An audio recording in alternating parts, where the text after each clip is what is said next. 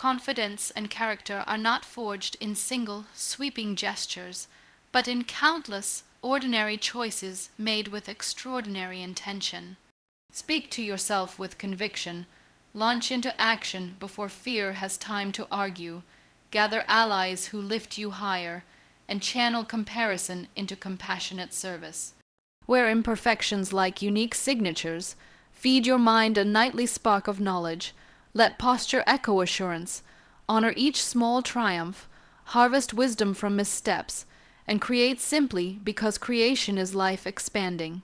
String these habits together, and you will find that the person you become is not a distant ideal, but the very one shaping each deliberate moment now, vibrant, resilient, and unapologetically alive.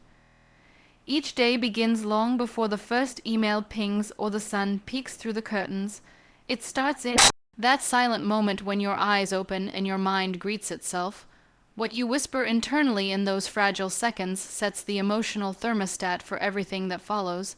Imagine your thoughts as an artist mixing paints. If you reach first for shades of doubt, "I'm not ready. I never get this right," the entire canvas of the day dims. Swap those hues for deliberate words of encouragement. Sit up, plant your feet on the floor, feel the steadiness of the ground, and say aloud, "Today I choose progress." This isn't empty cheerleading, it is neurological priming. Self-talk sparks neural pathways that influence cortisol, posture, and even eye contact. Repetition wires the brain to treat optimism as default rather than exception. As minutes pass, reinforce the dialogue. While brushing your teeth, smile. Not because everything is perfect, but because you are willing to participate fully in whatever imperfection arrives. On the commute, transform waiting time into rehearsal time. Recite your goals the way athletes visualize a winning performance. Speak in the present tense. I negotiate clearly. I learn quickly. I adapt with ease, because the subconscious processes declarations as current reality, nudging behaviors to align. When obstacles appear, treat them like skeptical acquaintances who simply haven't met your resolve yet. A traffic jam becomes a lesson in patience. I lead calmly under pressure. A terse email becomes a cue for empathy. I respond with clarity and kindness. Each reframed statement tightens the bond between speech and action. Throughout the day, language can drift back toward self-critique. Notice this without judgment. The mind's negative bias is a survival relic, not a personal failure. Steer it gently by asking, "What would a supportive mentor tell me right now?"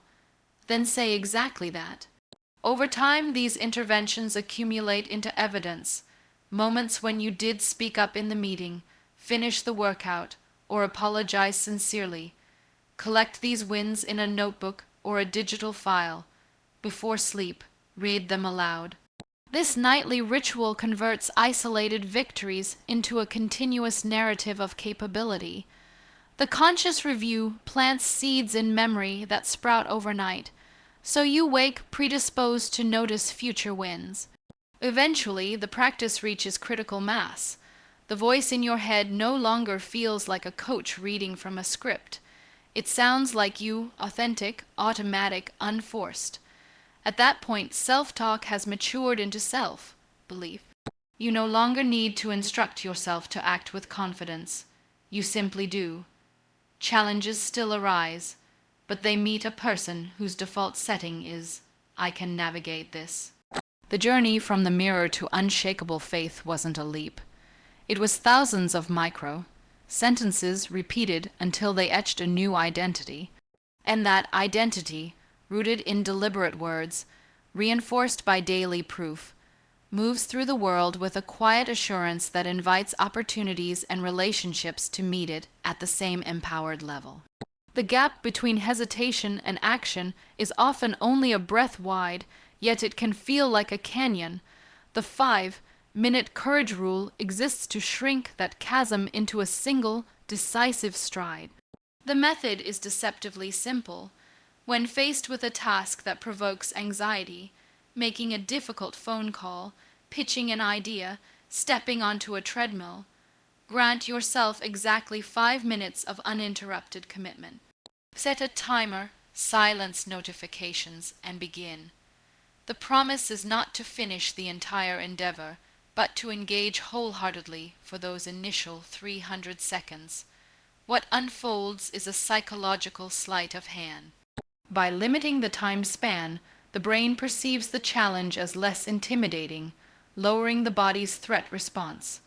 Heart rate steadies, palms dry, and the knot in the stomach loosens enough to allow forward motion.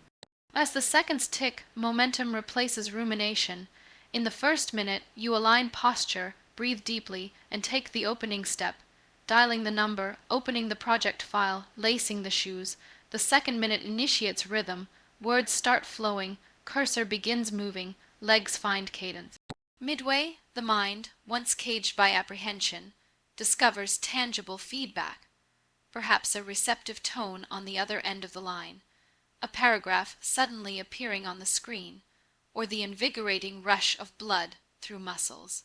These small signals of progress generate dopamine, reinforcing the behavior and dulling the earlier pang of fear. By the fourth minute, the task is no longer an abstraction, but an active process in which you are now a participant rather than a spectator. The original fear rarely survives this transition, because fear thrives in anticipation and withers in engagement.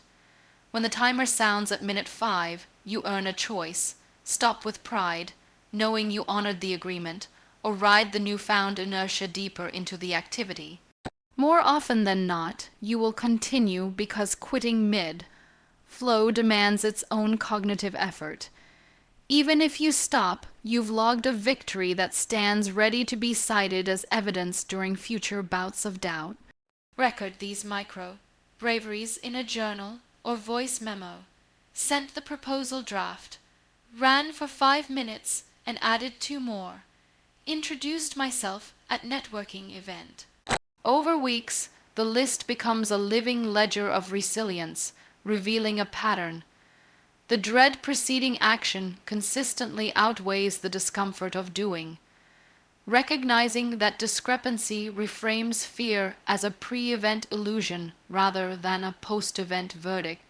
The rule also disciplines impulsivity, because it requires preparation, setting a timer, defining a discrete action.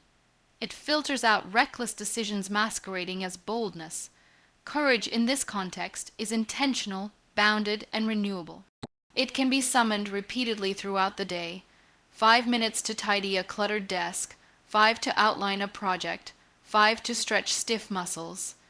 Each cycle trains the nervous system to associate short, fierce bursts of effort with positive outcomes. Over time, this practice rewires the reflexive response to challenge.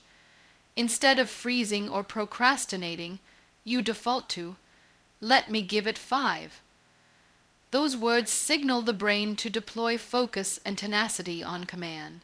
Eventually, tasks that once demanded a pep talk require only routine initiation. What began as a mechanical technique matures into a personality trait, a quiet readiness to meet uncertainty with swift, structured action rather than delay. Comparison lurks in every scroll and conversation, tempting you to measure your worth by someone else's highlight reel. The impulse is natural, the consequence is corrosive. Each time you weigh your journey against another's, you shrink the aperture through which you see your own potential. The antidote is service, not as a moral obligation, but as a strategic reorientation of attention. Service redirects focus from what you lack to what you can contribute, transforming envy into empathy and paralysis into participation. Begin with the smallest, closest arena, your immediate surroundings. Notice when a colleague is swamped, a friend is silent, a stranger looks lost. Offer assistance before being asked. A 2-minute act, a concise tutorial, a reassuring text, directions given with patience, creates a microburst of significance. The brain registers this as impact, releasing oxytocin and dopamine, chemicals that foster connection and motivation. Suddenly, the mental bandwidth once devoted to cataloging other people's achievements is occupied by planning the next helpful gesture. As this mindset deepens, service evolves from isolated tasks into an operating system. Meetings prompt you to ask, how can I amplify the room's objective? Social media becomes less a showcase and more a tool to share resources, recommend talent, or spotlight worthy causes. This shift also dismantles the hierarchical thinking that fuels comparison. When you serve, roles blur. The corporate ladder gives way to a collaborative web where value circulates rather than accumulates at the top. Helping someone prepare for an interview reminds you that expertise is fluid. Today you guide, tomorrow you learn. Each interchange reinforces the truth that progress is not a single file race but a network of mutual advancement. In that network, another person's success ceases to threaten your own. It enlarges the ecosystem in which your own contributions can thrive. Moreover, consistent service cultivates mastery. Teaching a concept deepens your understanding of it. Mentoring hones leadership skills. Volunteering outside your industry introduces fresh perspectives that spark innovation upon return to your primary field. What appears outwardly altruistic turns inwardly develop. Mental, widening competencies without the acidic aftertaste of comparison. Instead of chasing benchmarks set by peers, you accumulate skills and experiences tailored to your unique combination of talents and passions. The yardstick becomes personal growth, measured against yesterday rather than a neighbor's today. Crucially, serving others reframes setbacks. A project's failure transforms from a hit to your ego into a case study to help someone avoid similar pitfalls. Sharing lessons publicly converts embarrassment into communal asset. In this reframing, even mistakes gain utility, further buffering you from the anxiety of comparison. Every event, win or loss, feeds the cycle of contribution, sustaining momentum independent of external applause. Over time, the cumulative effect is profound equilibrium. Your value is affirmed not by trophies, but by moments when someone says, "You made a difference." Those words carry a permanence that transient comparisons cannot match. They anchor self-worth in tangible influence rather than shifting rankings. When doubt reappears, as it will, return to the simplest act of service you can perform in the next 5 minutes. The act will ground you, re-establishing a feedback loop in which giving fuels confidence and confidence fuels further giving. In that loop, comparison loses oxygen, deprived by the persistent flame of purposeful contribution. Relationships are the invisible architecture of every ambition, silently reinforcing or eroding the structures you build within yourself. To curate your circle is to become the deliberate architect of that social framework, selecting materials, people, conversations, energies that can bear the weight of your aspirations.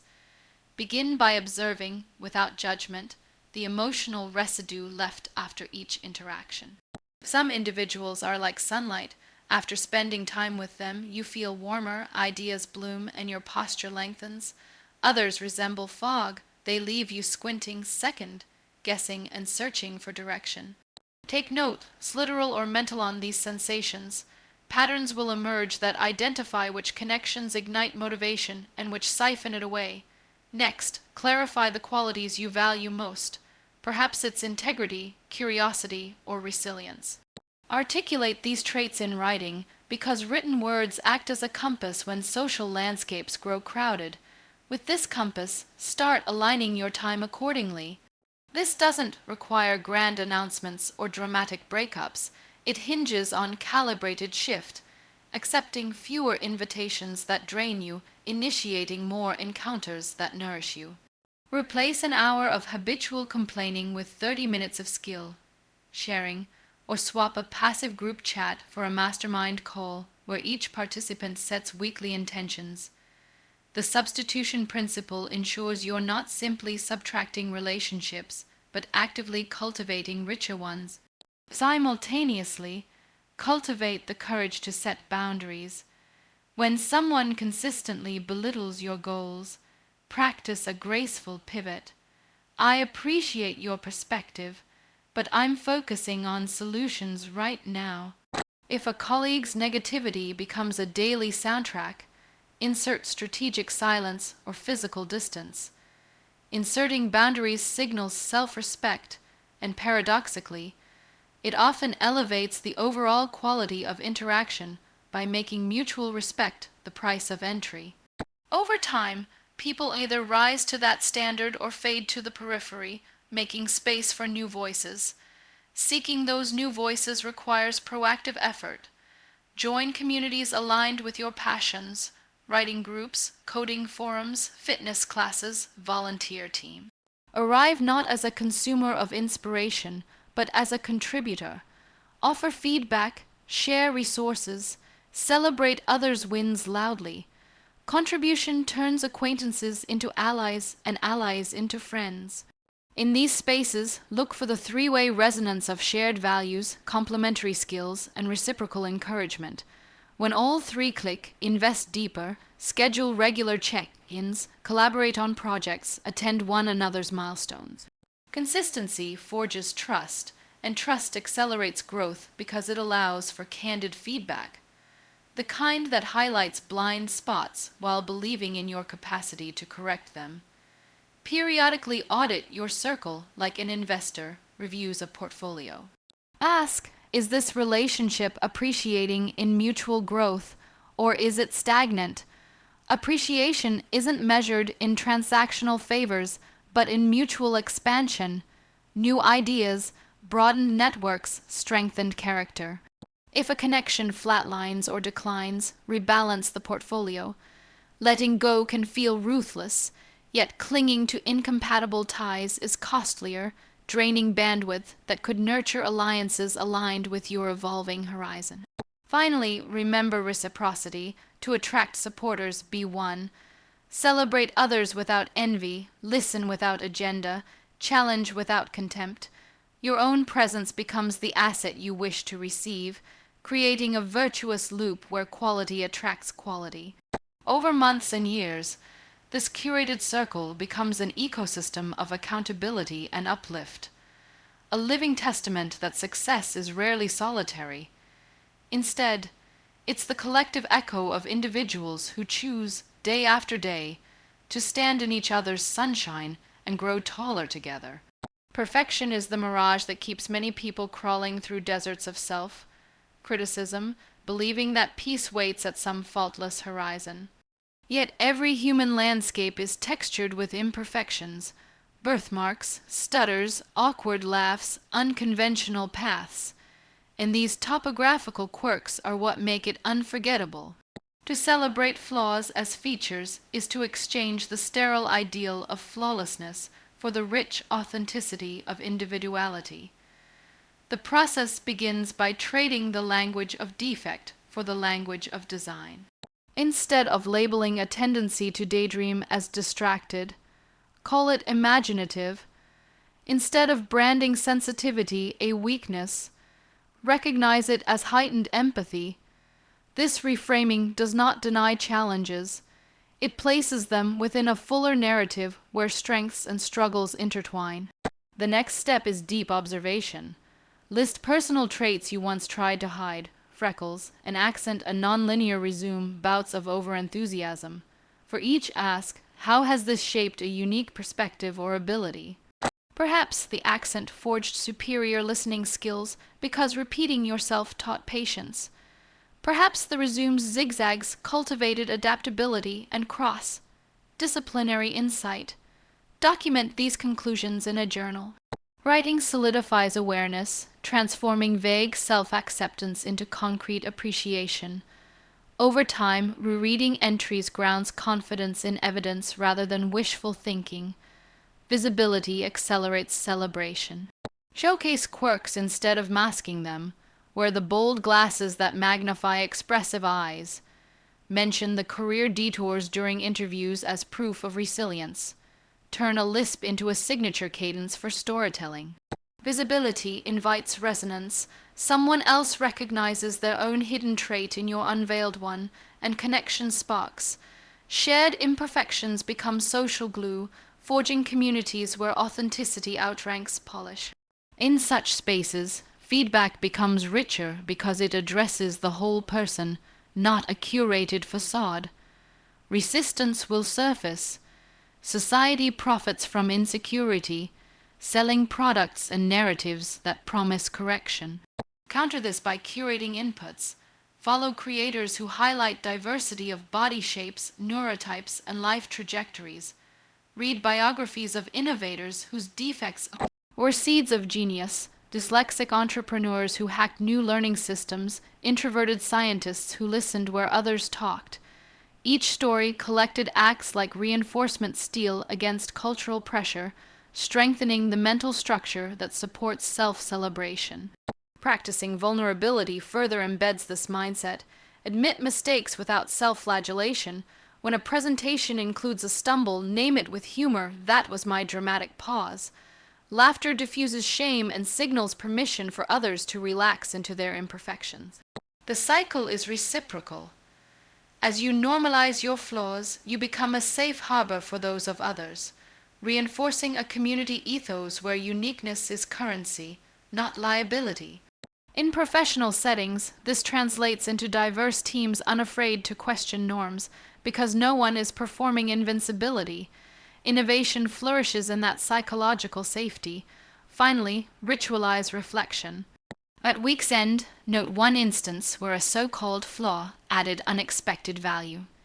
Maybe impatience pushed a stalled project forward, or overanalysis averted a costly error.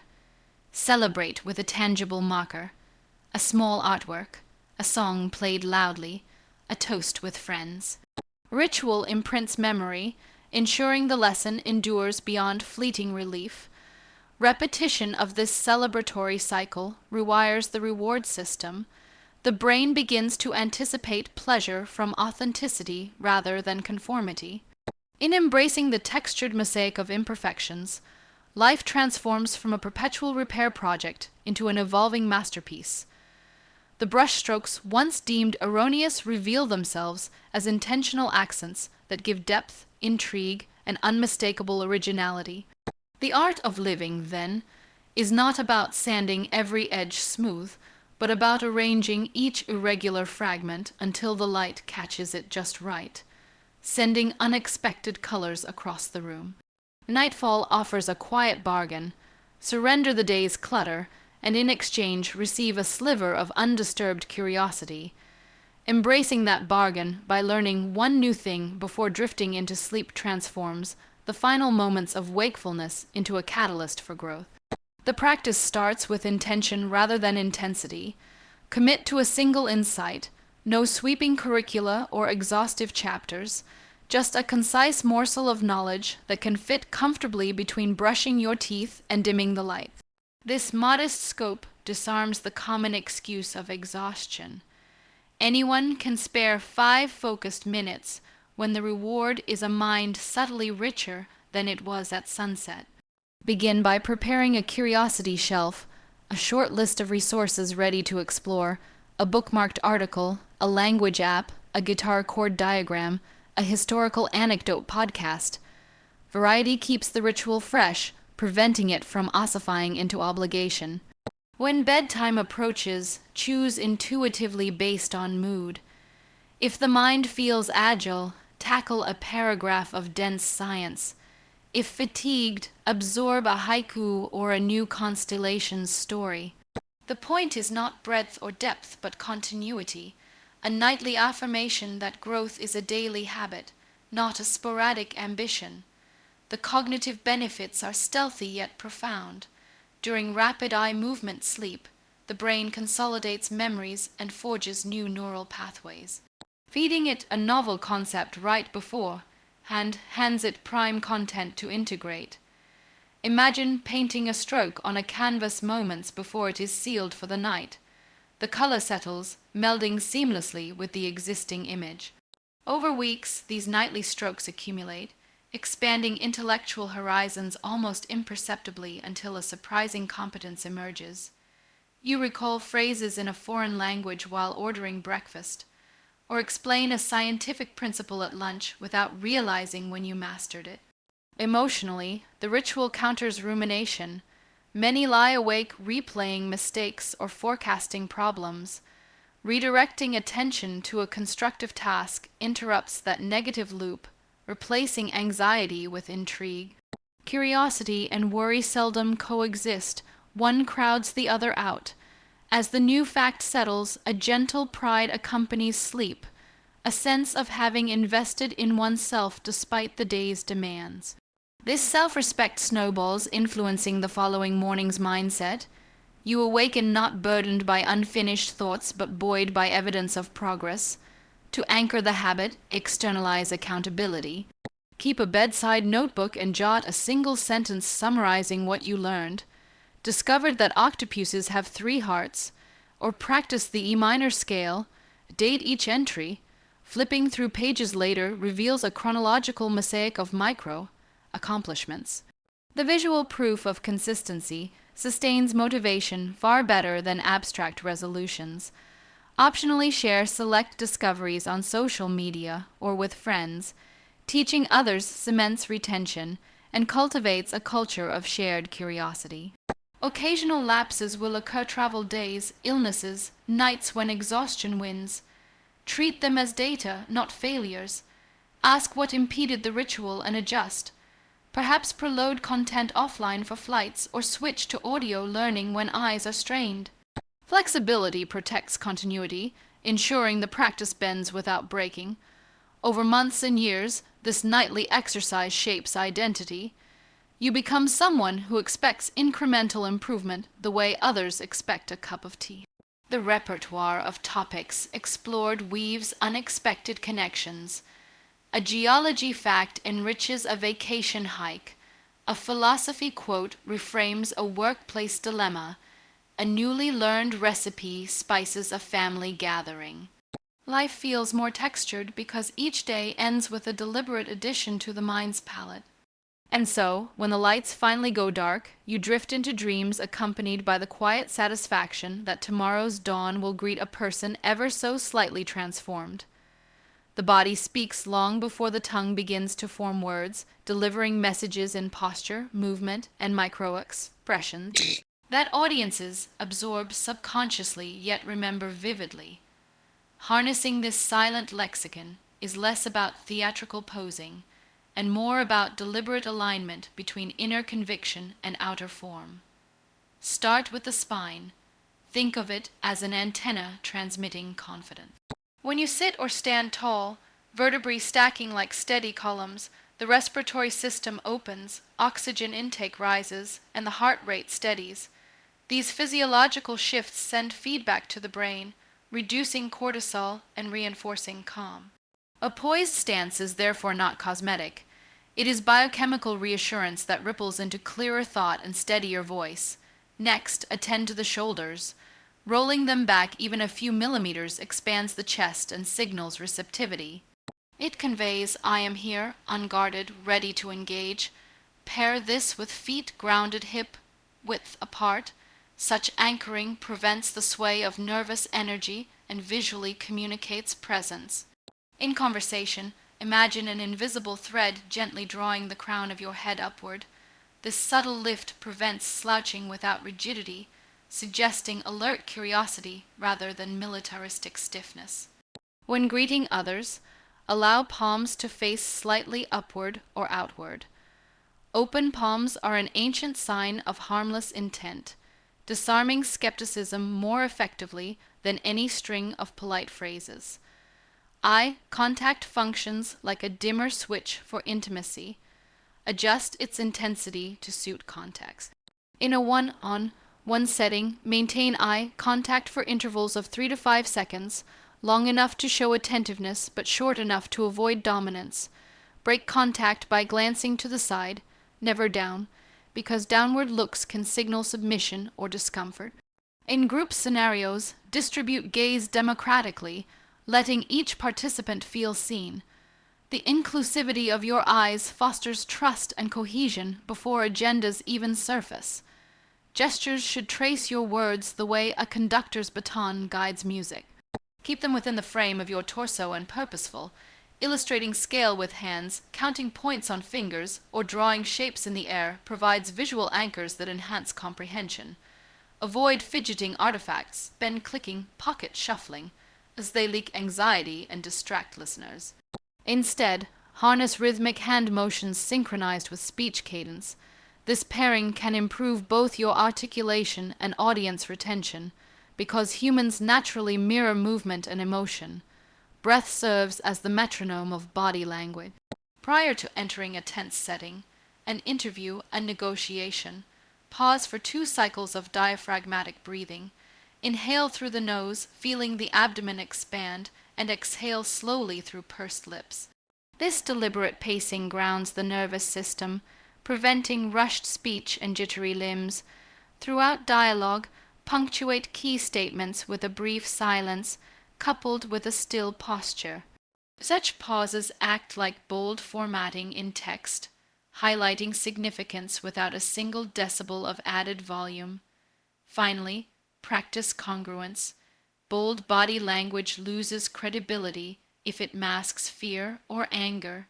Conduct a quick internal scan before important interactions.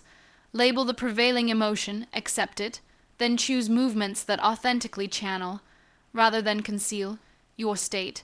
If excitement borders on restlessness, allow a lively gesture or two, tempered by steady footing. Authenticity reads clearer than rehearsed bravado.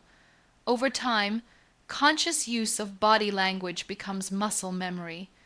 Meetings conclude with firmer handshakes, social gatherings feel less draining, and opportunities gravitate toward you because presence amplifies competence.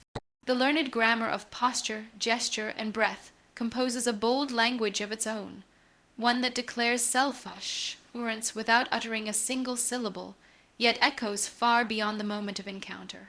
Momentum thrives on proof, and proof often hides in moments so small they slip through memory's cracks, completing a workout despite rain, declining a second slice of cake, sending the email that lingered on the to-do list for days.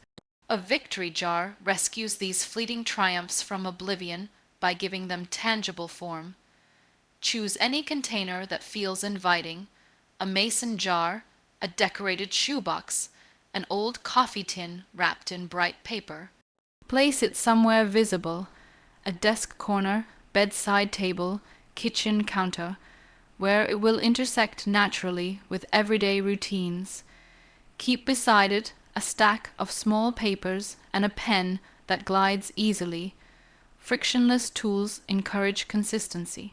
The ritual is simple. Each time you notch a win, pause for 30 seconds to capture it on paper. Be specific. Spoke up in the 10A. Meeting. Jogged 2 kilometers without stopping. Read 10 pages of a challenging book. Chose patience during a tense call. Fold the note, drop it in, and listen for the soft clink as it lands among its companions. That sound is a micro-celebration, signaling to the nervous system that effort is rewarded. Over time, this auditory cue conditions the brain to associate disciplined action with immediate gratification, reinforcing positive habits more effectively than abstract self-praise. The jar operates on dual timelines. In the short term, it offers an instant emotional lift. Seeing slips accumulate transforms progress from an abstract hope into a physical reality. On tough afternoons, merely glancing at the swelling collection reminds you that competence is documented, not conjectured. In the long term, the jar becomes an archive of resilience. Schedule periodic openings, end of each month, quarter, or year. Pour out the slips onto a table, shuffle them like colorful confetti, and read them aloud or in silence. Patterns emerge: strengths previously underestimated, fears repeatedly conquered, goals inching closer. This retrospective provides data for refining future plans and inoculates against imposter syndrome. The evidence is literally in hand. Psychologically, the practice counteracts negativity bias, the brain's tendency to remember failures more vividly than successes. By externalizing victories, you tip the scales back toward balance. Neurologically, every note triggers a slight dopamine release, creating a self-powered feedback loop. Accomplishment sparks documentation, documentation sparks positivity, positivity fuels further accomplishment. The jar also cultivates mindfulness. Knowing you will record achievements prompts heightened awareness of them. Ordinary tasks take on a quest-like quality. Finishing a report isn't just work. It's potential fodder for the jar, infusing daily life with gamified enthusiasm. Sharing the ritual can amplify its impact. Families may keep a communal jar on the dining table, reading slips during Sunday dinners to foster collective gratitude. Teams can place one in the office, celebrating contributions at weekly stand-ups and strengthening camaraderie. Even solo practitioners can post anonymous victories online, joining a virtual circle of jar keepers who cheer one another on.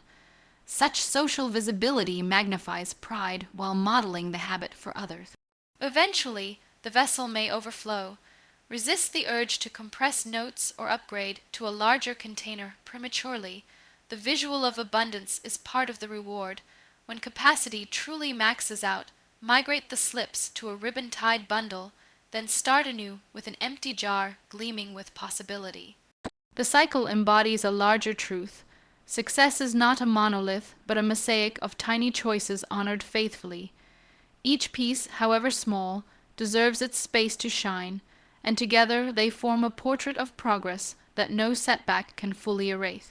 Failure enters uninvited, often accompanied by a flush of heat in the cheeks and a hollow thud in the chest, but labeling it beautiful transforms the encounter from shame to study.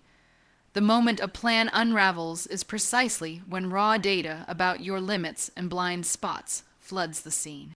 Instead of scrambling to sweep the mess under a rug of excuses, pause amid the debris and observe like a curious scientist. What variables were misjudged? Which assumptions cracked first? Writing these observations within 24 hours captures details before memory edits them into a kinder fiction. Honesty at this stage is an act of courage that later converts into strategic advantage. The next step is aesthetic. Find something visually striking in the wreckage. Designers pin torn fabric swatches to inspiration boards. Engineers display warped prototypes as reminders of stress points. Adopt a similar practice. Keep a failure artifact, a rejected manuscript page, a photo of a wilted garden plot, the spreadsheet that triggered a budget shortfall. Place it where you will see it during future brainstorming sessions.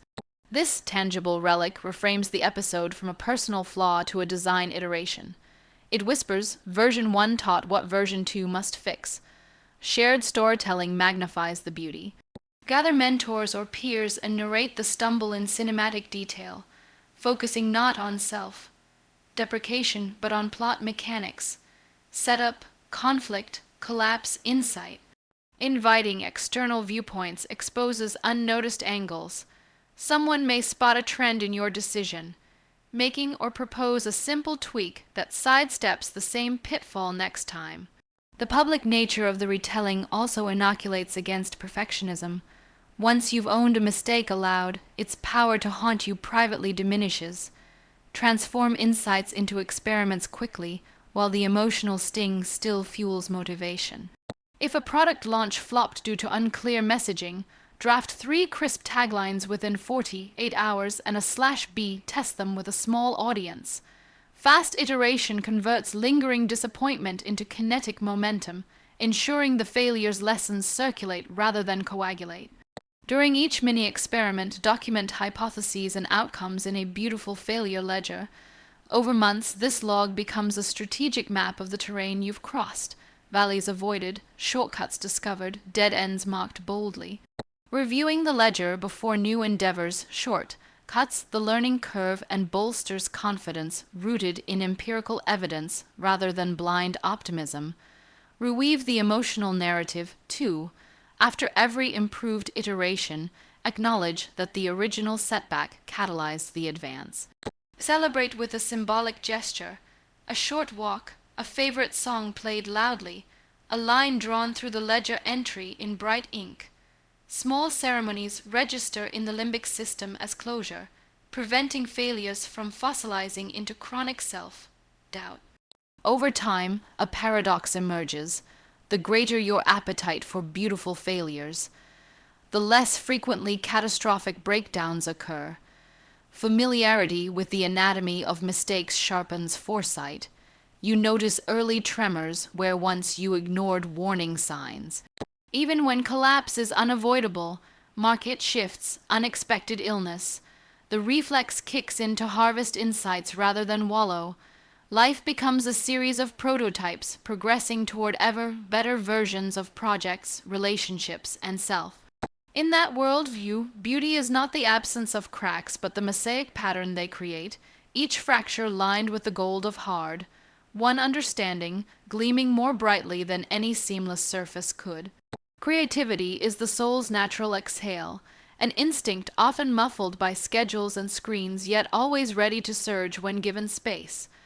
Granting yourself permission to paint, write, or sing is less about producing masterpieces and more about reopening a dialogue with curiosity. Select any medium that calls softly: a pencil, a phone voice memo app, a battered guitar missing one string, and set a timer for 15 minutes. This boundary disarms perfectionism. It whispers, experiment, nothing more. As the clock starts, resist the urge to outline outcomes. Instead, chase sensation: how bristles drag across canvas, how letters flow into unexpected words, how a melody vibrates in the chest before spilling into the air. In these tactile details lies the gateway to presence, a state where doubts about worthiness dissolve because attention is fully occupied by motion and texture. Soon a line becomes a stanza, a hum unfurls into a chorus, color pools into surprising gradients. Whether the result dazzles or clunks is irrelevant. The nervous system records the act itself as liberation, rewarding you with dopamine that lingers long after brushes are rinsed and notebooks close. Regular creation rewires perception.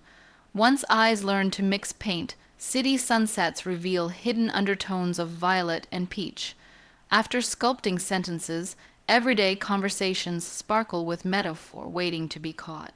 Singing trains ears to notice key changes in the hum of traffic or rainfall on different surfaces. Reality grows layered, richer, because creative practice switches sensory receptors from passive reception to active pursuit. That heightened awareness feeds back into further art, forming a regenerative loop. Noticing inspires making, making sharpens noticing. Over months, an internal gallery forms: scribbles on sticky notes, voice clips on a phone, sketches on receipts, evidence that ideas flow abundantly when invited. Community amplifies the effect.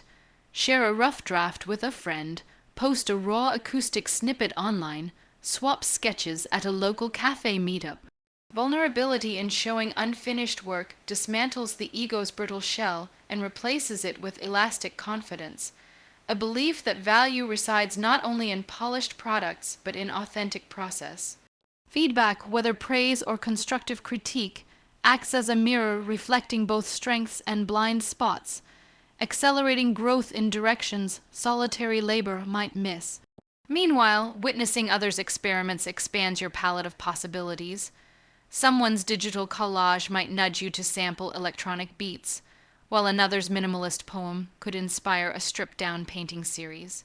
Stretches of resistance will come, days when creativity feels like lifting fog with bare hands. Recognize resistance as a signal of impending discovery rather than a stop sign. Shorten the session instead of canceling it. 3 minutes to doodle shapes, 1 paragraph of automatic writing, a single sustained note held long enough to feel ribs resonate.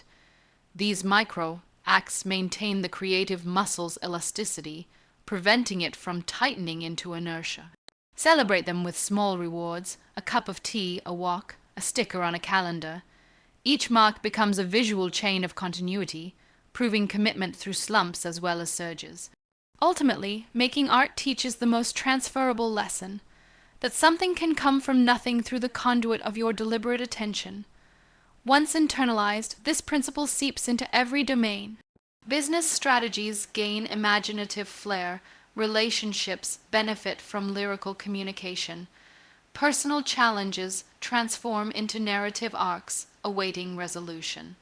Life itself starts to feel like an evolving composition, and you, the perpetual creator, approach each blank space, canvas, page, hour, with the quietly thrilling knowledge that colors, stories, and songs are already stirring beneath the surface, waiting for your hand to set them free,